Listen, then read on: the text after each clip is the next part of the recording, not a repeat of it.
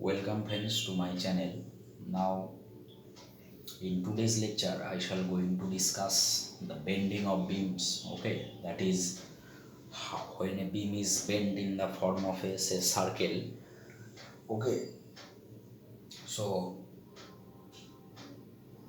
the external couple that we applied must be equal to the bending moment produced inside the beam, and under equilibrium both are same.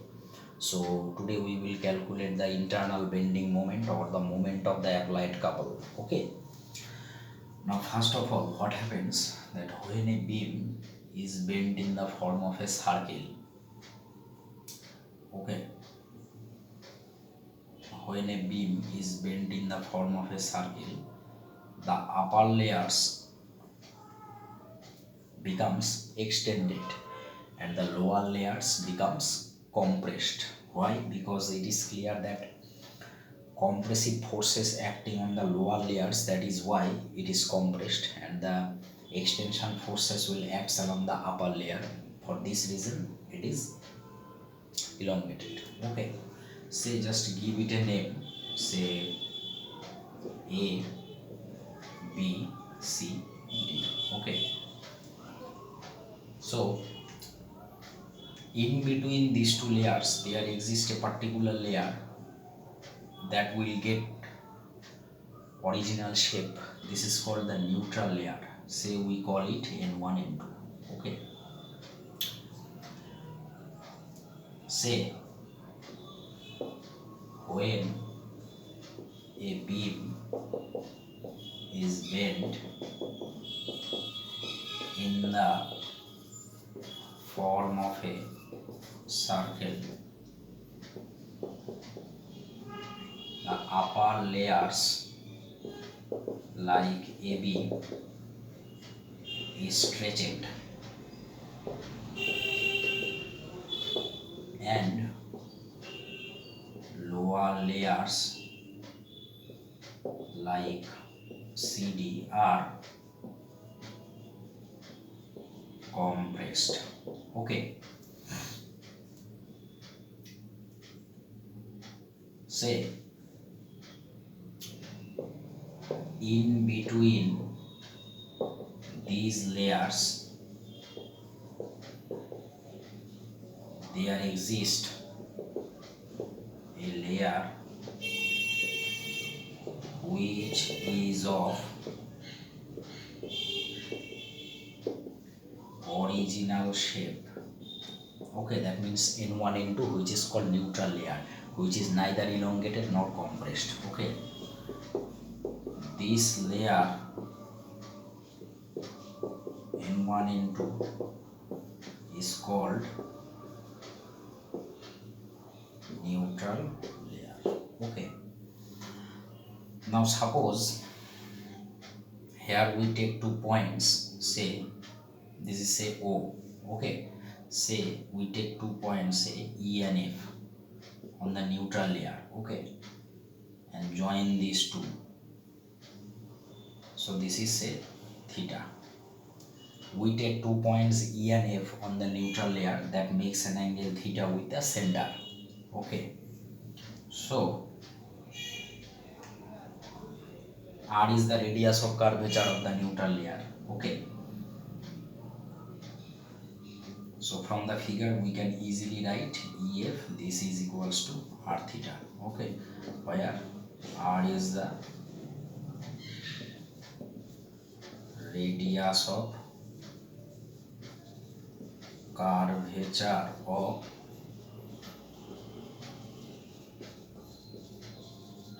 neutral layer. Okay, so in this way we can find out the corresponding length EF. Okay, that is by drawing a line that makes an angle theta with the center of curvature. So this is R theta. Okay, now EF that we found R theta. Now we have to take another layer at a distance, small distance from the neutral layer. Okay, now if we take another layer, say at a distance,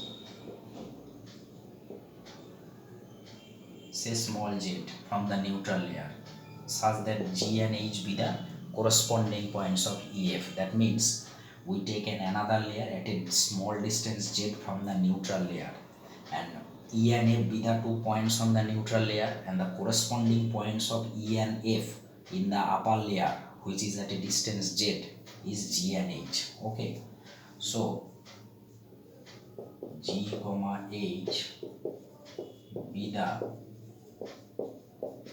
corresponding points of E and F. So what we can write, GH is simply R plus Z into theta. So we see, whenever we will consider the layer above the neutral layer, it is extended. Okay, so what will be the amount of elongation takes place? The amount of elongation is simply increase, that is GH minus EF. So what will be my GH, that is R plus Z theta, and what is EF, that is R theta. So this is the amount of elongation. Okay, so what would be the longitudinal strain? So increasing length, that is Z theta, by original length R theta. So Z by R is the longitudinal strain in this case. Okay, since we consider the layer above the neutral layer, it will extend. Okay, so Z by R is the longitudinal strain. Okay, Z by R is the longitudinal strain. So what will be my longitudinal stress? Longitudinal stress, or force per unit area, is simply Young's modulus into strain. That means Yz by R. Okay, now just draw the picture in another way so that it is clear to you. Say this is the AB layer, and say this is the CD layer, and say this is the neutral layer. Okay, so the layers above N1 and N2 are stretched, that means extensional forces acting on it. Okay, and the layers below N1 and N2 are compressed, that means compressive force are acting on these layers, and this layer is fixed, this gets its original shape, so there is no change in length. Now we take another layer at a distance Z, that means this is the neutral layer. At a distance Z, we take the points G and H, that is this line. Okay, so here we take an elementary area, say del alpha, at a distance Z. That means the elementary area del alpha is taken at a distance Z from the neutral layer. This means on this line on which G and H is located. Okay, so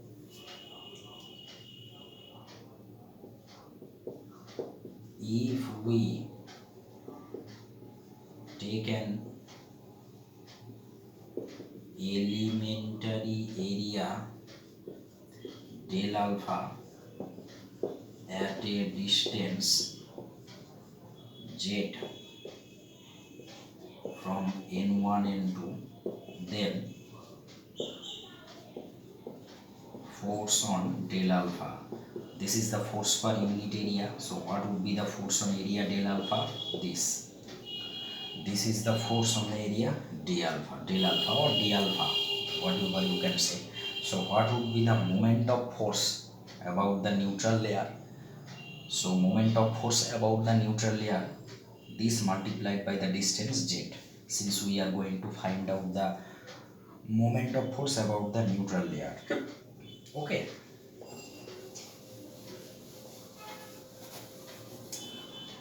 we are considering the section ABCD, remind it, and D alpha is the elementary area within ABCD.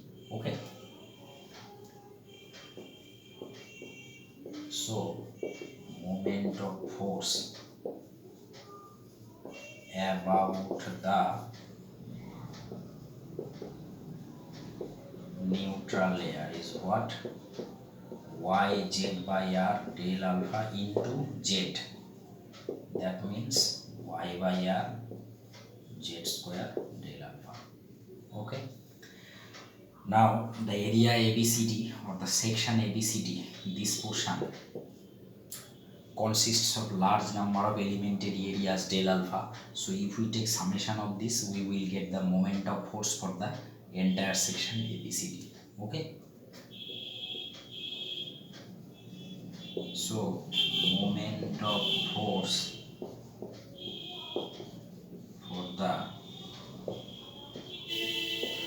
entire section ABCD, simply summation of this y by r z square del alpha. Okay. This summation of z square del alpha is ak square. Okay. This is known as the geometrical moment of inertia. Okay. So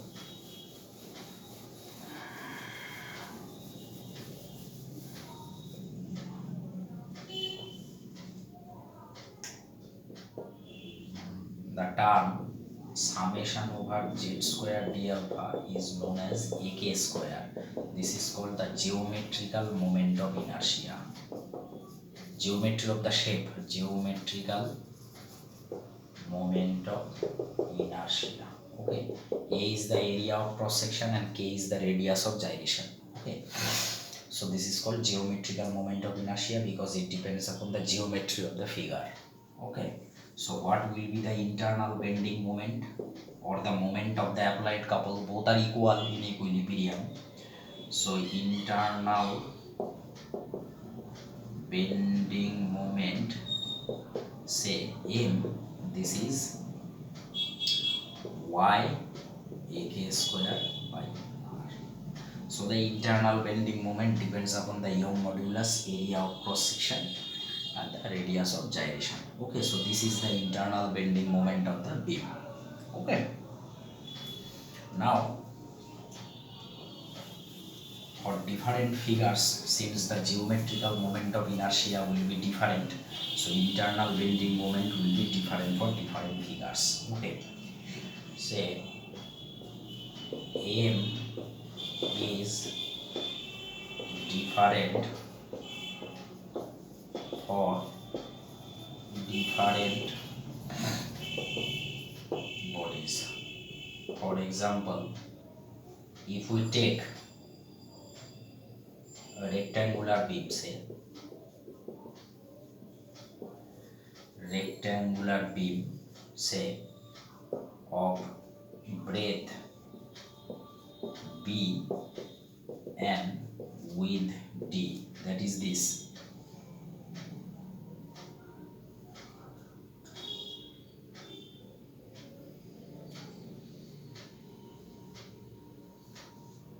What will be the cross section? If its length is L, breadth is B and width is D, then the cross section will be this BD.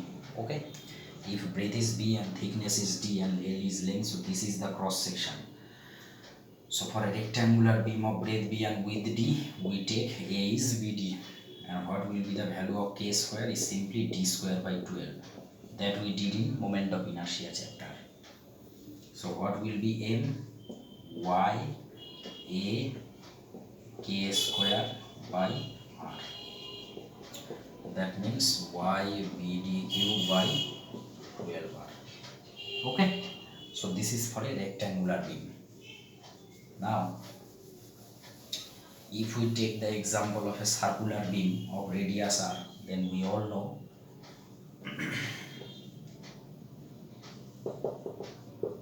for circular shape of say radius r, its area we all know pi r square.